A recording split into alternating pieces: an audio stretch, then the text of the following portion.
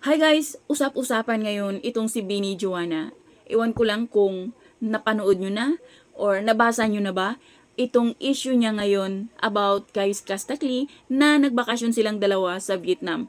So hindi natin alam kung totoo ba talaga, pero marami naman din nag-comments na yes, na nakita sila ng mga kababayan natin sa Vietnam sa isang mall.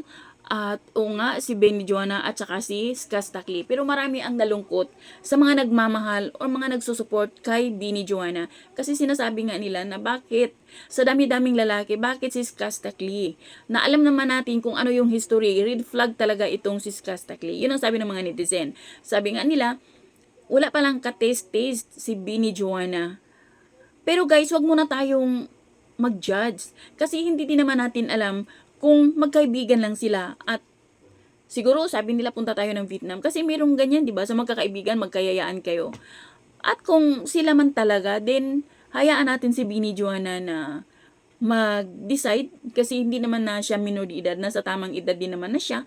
Pero yun nga, hindi maiwasan ang mga taong nagmamahal sa kay Bini Juana na ma-worried. Kasi nga, alam naman natin lahat kung anong klaseng lalaki itong si Skastakli. Pero malay natin, baka nagbago si Skastakli. Sana lang nagbago dahil sabi nga nila, once a cheater is always a cheater at hindi magbabago yan. So, yun lang guys. Thank you for watching. Until then, bye. God bless everyone.